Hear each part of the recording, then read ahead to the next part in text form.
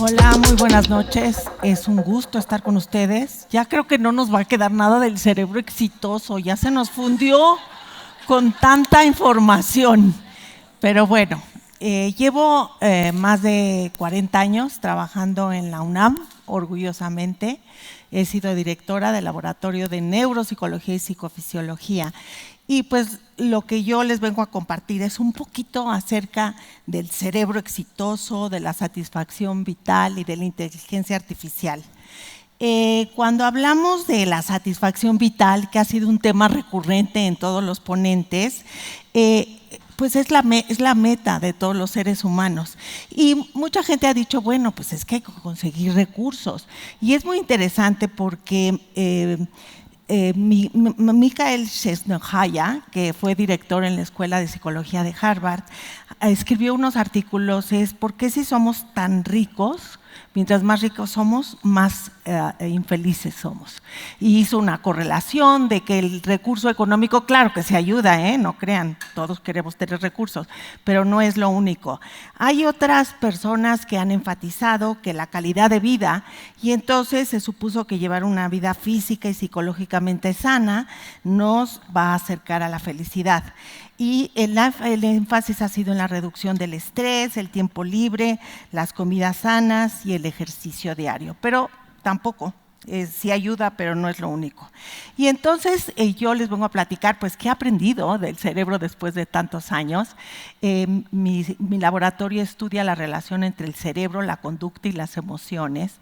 Y el cerebro, pues, es un órgano fantástico. Pesa 1,5 kilos. Y cuando trabajamos con patologías, con personas que tienen problemas, se ha dicho que se le atribuye a Shakespeare que el cerebro es la frágil morada del alma. No sé si lo dijo o no, pero está muy bonito.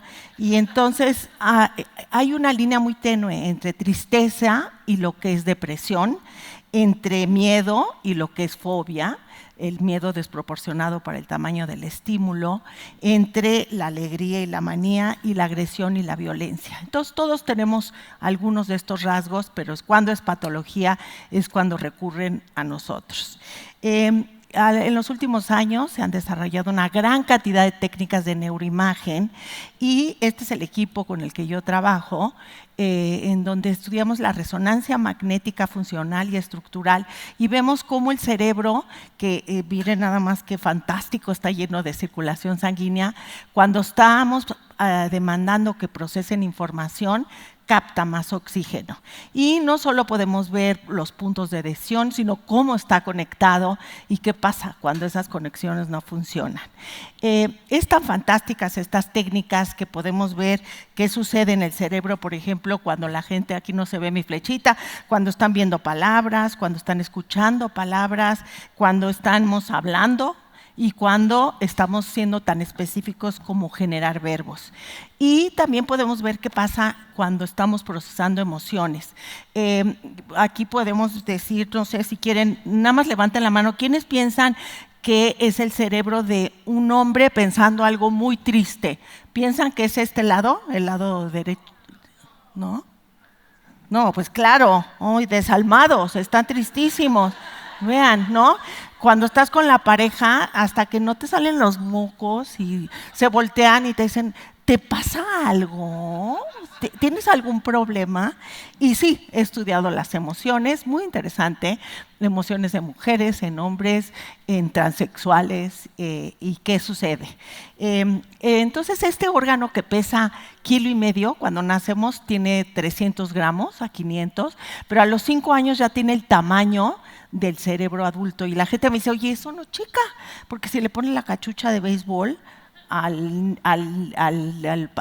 del papá al niño, pues le queda grande.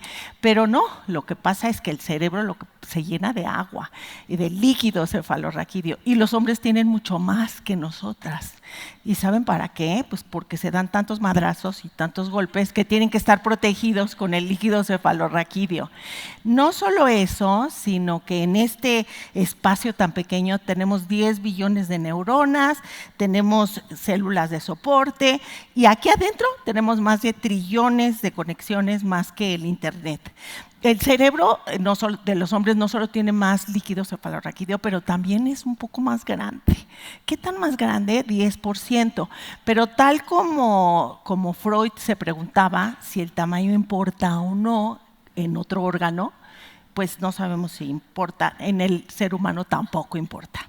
Y entonces, porque el tamaño del cerebro es muy variable, tanto como en los zapatos, ¿y qué importa que tengan en el cerebro? Y se lo tienen que agradecer a todo este evento y nosotros a ustedes que nos invitaron, es las conexiones que tienes. Entonces el tamaño no importa mucho. Y entonces ese cerebro tan maravilloso tiene la capacidad de que tengamos muchas habilidades y cada uno de nosotros tenemos diferentes habilidades.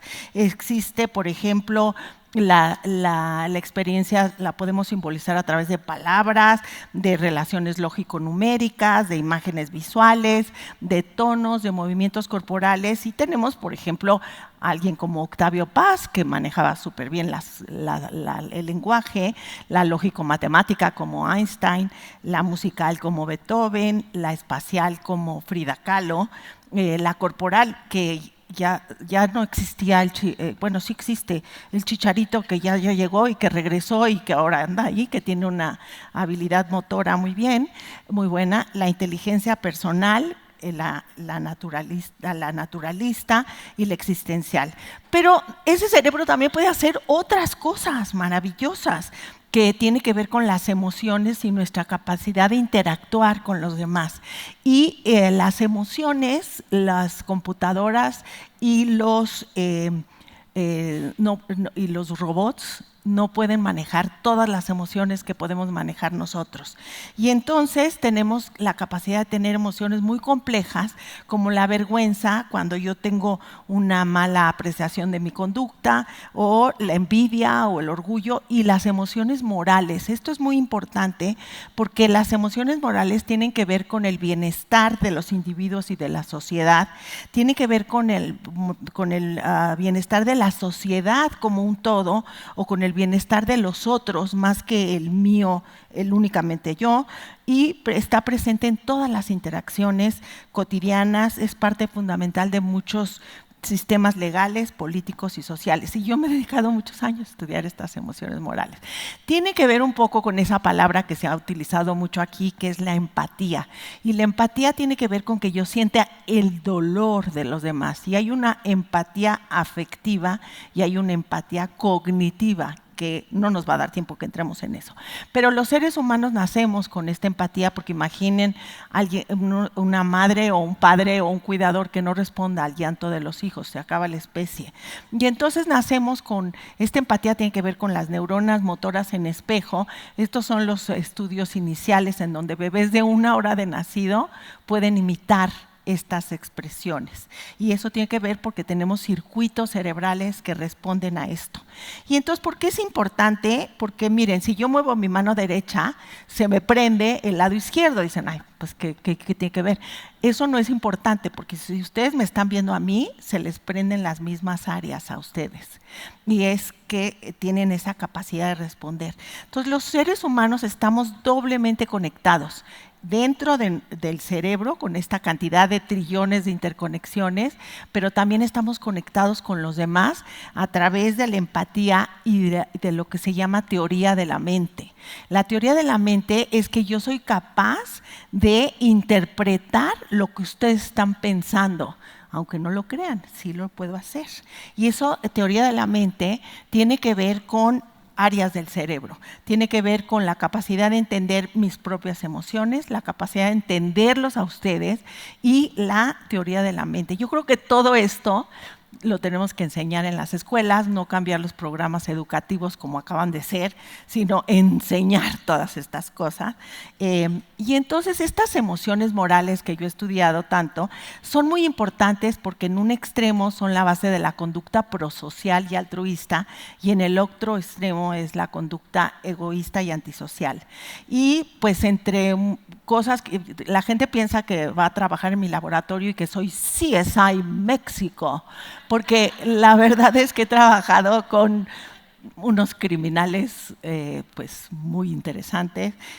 Juana Barraza Samperio, la conocida Mataviejita, que mató a 16, intentó de homicidio tras 2. Y mi primer caso fue Mario Aburto, que ya me lo quieren liberar, ya me están liberando a todos mis clientes, está terrible. Es el que mató a Luis Donaldo Colosio.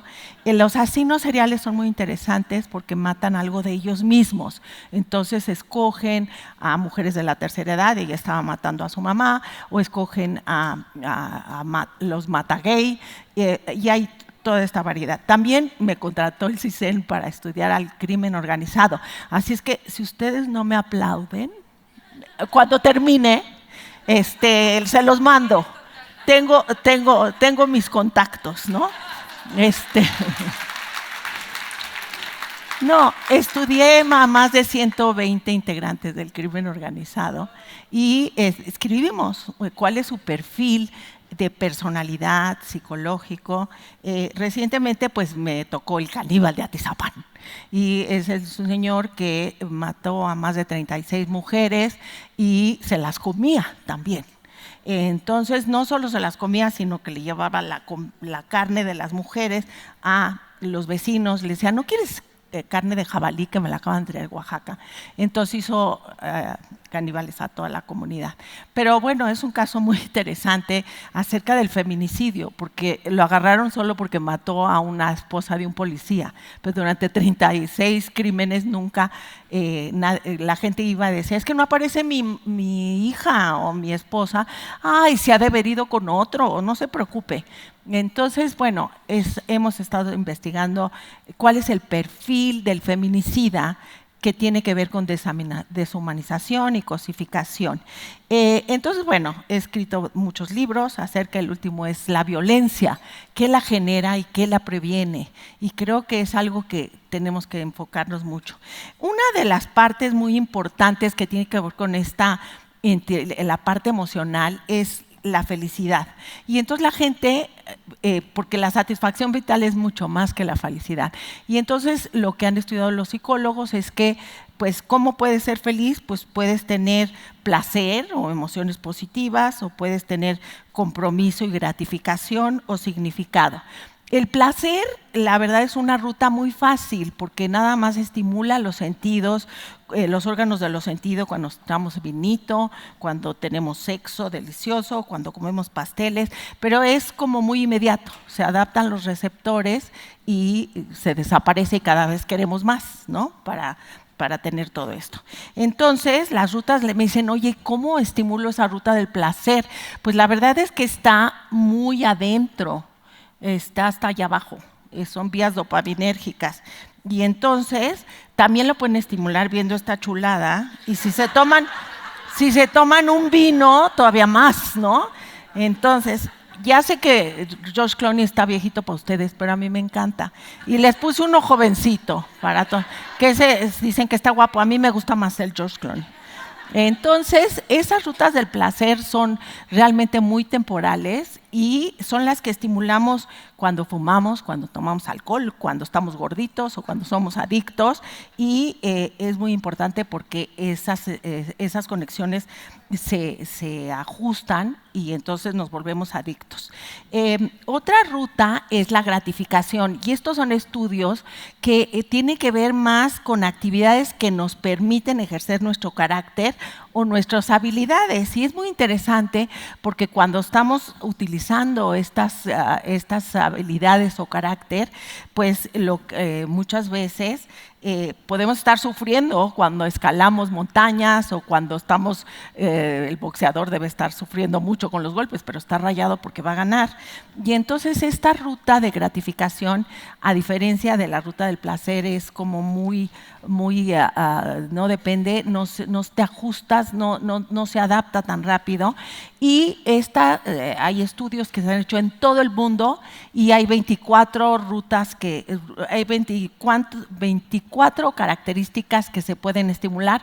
No me va a dar tiempo, si me escriben se las mando, pero tiene que ver con curiosidad, con amor por aprender, con pensamiento crítico, y yo creo que todos ustedes están ejerciendo todo esto. Son 24, ya no me va a dar tiempo, porque ahorita ya me van a poner 0 y yo me voy. Y entonces, ya te vi, pero yo me dijeron que 15 minutos. Y entonces hay una parte muy importante que es la espiritualidad.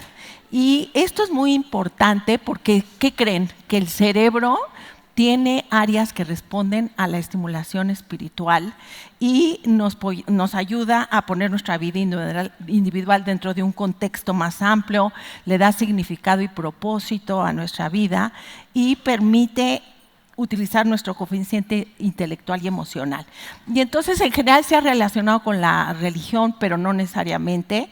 Y vean qué interesante, se han hecho estudios en personas que están bajo este estado espiritual, como monjes tibetanos y también gente como monjas franciscanas, los metemos en estos aparatos, en estas resonancias, cuando están teniendo esta experiencia espiritual, que se sienten en contacto con alguien, algo más grande, y lo que encontramos es que se prenden las áreas que les voy a decir, frontal, que está atrás de la frente, parietales y la amígdala.